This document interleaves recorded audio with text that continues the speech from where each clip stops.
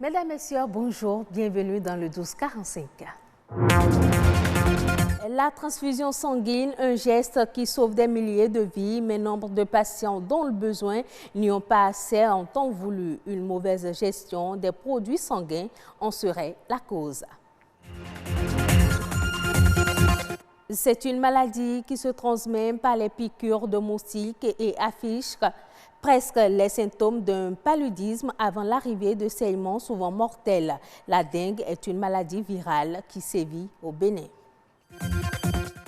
Les bas-fonds, considérés comme des exutoires naturels de l'eau, sont pris d'assaut par les populations. Le phénomène s'observe surtout à Cotonou, malgré l'existence d'une réglementation.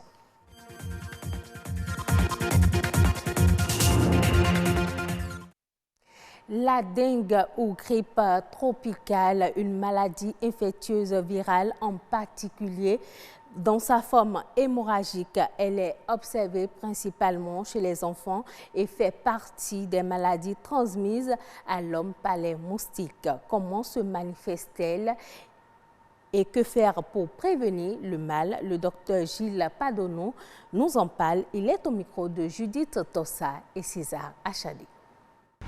La dengue, c'est une maladie, une fièvre hémorragique, c'est une arbovirose, c'est-à-dire une maladie transmise par un arthropode.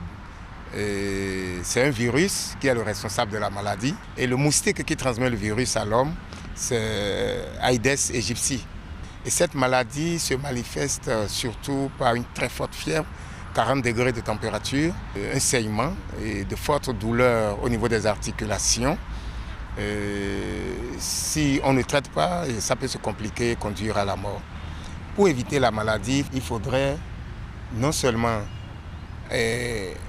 rendre propre notre milieu, mais il faut faire attention à l'eau que nous utilisons. C'est un moustique hématophage, donc il a besoin du sang. Quand il pique, il va pondre maintenant dans l'eau. Quand il pond ses œufs dans l'eau, les œufs vont se développer et donner d'autres moustiques qui viendront encore rechercher le sang. Et c'est souvent le sang humain.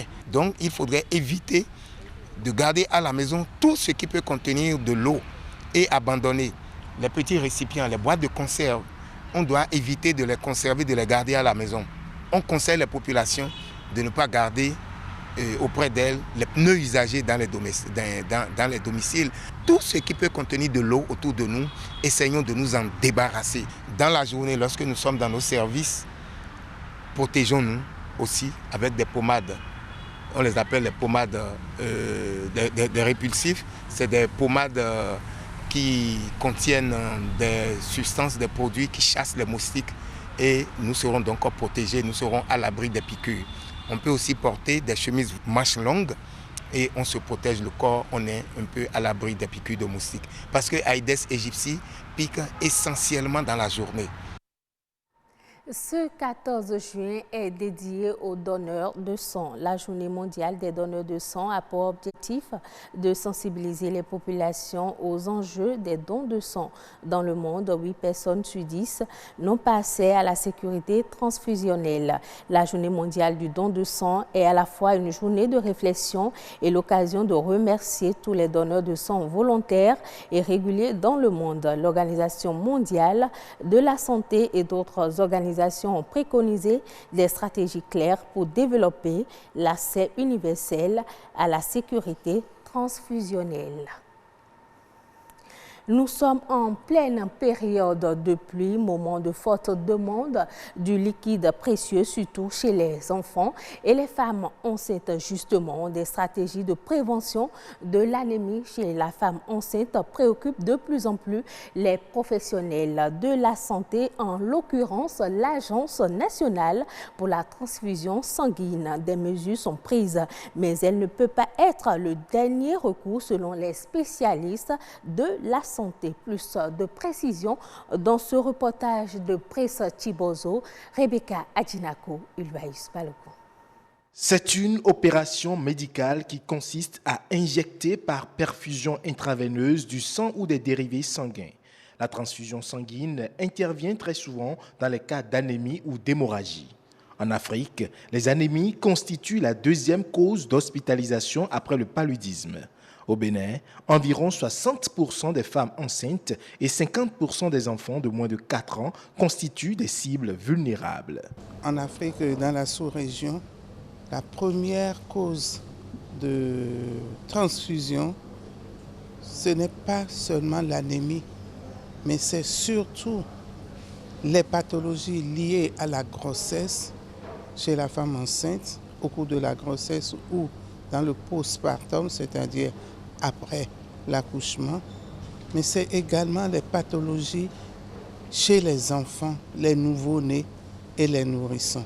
Un constat qui nécessite une formation des agents de santé en gynécologie et en pédiatrie sur le traitement de l'anémie de la mère à l'enfant. Nous avons constaté depuis plus de 5 ans aujourd'hui que c'est le couple mère-enfant qui prend plus de 70% des produits que nous cédons aux malades. Aujourd'hui, accentuer la formation en prenant en compte de façon spécifique, en ciblant le couple mère-enfant. Lorsqu'on peut améliorer cela, lorsqu'on peut maîtriser ce couple, vous comprenez avec moi que nous allons faire un grand bond en matière d'utilisation du sang, en matière de prescription rationnelle du sang. Il s'agit donc, en formant ces agents de santé, d'améliorer la demande en poche de sang à travers une gestion rationnelle des produits sanguins. De temps en temps, vous entendez dire qu'il n'y a plus de sang à la banque. De sang, il n'y a plus de sang. Mais est-ce qu'on gère bien? Est-ce qu'on ne transfuse pas en excès? Donc il faut vraiment poser le diagnostic, l'indication de la transfusion avant de transfuser. Toutes les anémies n'ont pas besoin d'être transfusées. Donc nous voulons que le corps médical comprenne quand transfuser réellement pour que cela soit efficace. Donc nous sommes dit qu'en améliorant la capacité de ces différents acteurs, nous allons améliorer la demande. Et lorsque nous allons améliorer la demande, nous allons améliorer également la couverture. Parce que lorsqu'il y a moins de demandes, vous comprenez avec moi qu'on va améliorer la disponibilité et de cela améliorer le taux de satisfaction en disponibilité des produits sanguins de la population. Selon l'Organisation mondiale de la santé, l'accès au sang et aux produits sanguins impose un changement de paradigme en ces périodes d'irrégularité climatique. L'organisation recommande l'amélioration de la sécurité transfusionnelle et la mise en œuvre de stratégies intégrées pour mieux prévenir, diagnostiquer et traiter l'anémie chez la femme enceinte. Pour être à l'abri de certaines maladies qui nécessitent la transfusion sanguine, il faut assainir son cadre de vie. Malheureusement, la pression démographique a entraîné un besoin accru en logement. Les populations n'hésitent pas à prendre d'assaut les zones inondables comme les bas-fonds. Le phénomène est récurrent dans la ville de Cotonou. Pourtant, le nouveau code foncier prévoit des sanctions. Amandine Agnambosso. Voilà le visage que présentent certains quartiers de la ville de Cotonou. Un tour à Kokbato, Filleyon, Vossa et Agla. Le spectacle est désolant. Les populations ont pris d'assaut les bas-fonds considérés comme des exutoires naturels de l'eau. On vit ici parce que c'est ici que les parents ont acheté. On ne peut rien faire, il n'y a pas les moyens pour vivre en ville.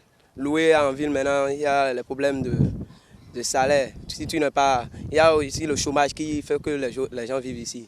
Ouais. Quand il pleut, l'eau inonde tout le quartier. Tout ça fait partie de la pollution. Les installations anarchiques, ça a pris d'abord du cran parce que d'abord il y a eu cet afflux des gens vers un développement qui n'est pas très équilibré. Tout le monde vient vivre, on n'a pas prévu là où les gens vont vivre. On a laissé les environnements les plus sensibles être occupés par les hommes. Ces installations anarchiques dans les bas-fonds constituent la première source d'inondation dans la capitale économique du Bénin. Mais les responsabilités sont partagées. On n'est pas à accuser seulement la population. Parce qu'il y a des endroits marécageux recasés. Recasés, vous savez, l'administration qui est chargée du recasement, la municipalité. Si c'est recasé par exemple par la municipalité, c'est officialisé. Tu es reconnu officiellement habitant ou propriétaire de tel lieu. Dans le nouveau code foncier, des dispositions sont prévues pour réglementer un tant soit peu l'envahissement de ces zones humides. Depuis que le nouveau code foncier a été promulgué, il a défini les milieux, le bas-fond, comme étant le domaine public naturel. La mairie devrait pouvoir leur opposer le fait qu'il ils n'avaient pas droit de s'installer là. Et ce que la mairie peut leur poser, c'est les tests de loi. Au-delà des tests de loi, tout autre document graphique qui peut leur permettre de lui démontrer, à celui qui s'est installé qu'il n'avait pas le droit de s'installer là. Les lotissements avaient eu lieu pour la plupart avant l'avènement de la mairie. Aujourd'hui, avec le nouveau code foncier, nous essayons de façon arbitraire, et je dis bien arbitraire, parce que nous refusons à certains présumés de délivrer la délivrance de certains actes sur le parcelle, parce qu'on estime que le milieu est humide. La protection des bas-fonds passe par leur aménagement et leur valorisation. Il n'est pas du tout normal de s'installer dans les bas-fonds, mais à partir du moment où le fait est là et qu'on a encore des bas-fonds qui font preuve d'originalité, il ne faudrait pas attendre que les gens s'installent. Et nous avons compris dès le début que les marécages sont comme un mauvais dispositif dans le paysage pour les humains. Parce qu'on n'arrive pas, c'est difficile de s'installer, pendant la période de crue, ça inonde.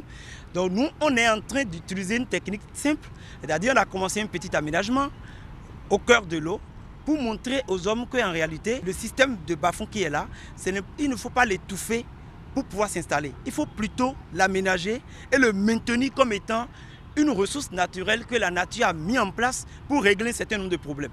L'installation dans les domaines naturels est une infraction et un véritable problème pour l'environnement. Chacun doit jouer sa partition pour une prise de conscience des populations. La Côte d'Ivoire et le Ghana vont suspendre les ventes de cacao à partir d'octobre prochain. Les deux pays espèrent par cette décision un accord avec les industriels sur un prix minimum garanti aux producteurs. Suivons le reportage de notre confrère Jean-Louis Gbangbo de la RTI. Les deux plus grands producteurs mondiaux de cacao, le Ghana et la Côte d'Ivoire, ont opté pour la fermeté vis-à-vis du marché international. Au terme de la réunion conjointe de leurs organes de gestion de la filière café-cacao, les deux pays ont décidé de fixer le prix plancher du cacao à 2600 $, soit un peu plus d'1 500 000 francs CFA. Quand on dit 2600 $, c'est un prix faible. Donc il y a d'autres frais qui sont dedans. Si je prends le cours du dollar aujourd'hui, le paysan devrait toucher au moins 1000 francs par kilo. Si les transformateurs, fabricants et autres acteurs de la chaîne commerciale du cacao ont souhaité une réunion technique pour peaufiner le mécanisme de mise en œuvre de ce prix plancher, la Côte d'Ivoire et le Ghana ont décidé de suspendre les ventes jusqu'à nouvel ordre. Normalement, nous devrions être en train déjà de vendre la campagne 2020-2021. Nous avons dit que nous devons attendre le 3 juillet, lorsqu'on va finaliser le mécanisme. Ensuite, nous verrons. Une décision unanimement saluée par les producteurs qui ont été conviés pour cette fois aux échanges. En tant que petit producteur, vraiment on attendait ce genre de décision. Aujourd'hui, la Côte d'Ivoire et le Ghana sont unanimes pour booster le prix, pour aider les petits producteurs que nous sommes. Quoi de plus normal? Vu tout ce qu'ils ont pris comme décision ici, nous ne pourrons que être vraiment heureux, satisfaits. Les deux États sont bien partis pour obtenir des résultats historiques. De 750 à 1000 francs, c'est bon à prendre. Actuellement, la tonne du cacao sur le marché mondial se négocie à 2400 $. Une réunion technique se tiendra le 3 juillet prochain à Abidjan pour peaufiner les modalités de mise en œuvre du prix plancher. La Côte d'Ivoire et le Ghana fournissent à eux seuls 65% de la récolte globale du cacao. Ce sera tout pour cette édition. Merci de l'avoir suivi. Prochain rendez-vous de l'information, 19h45.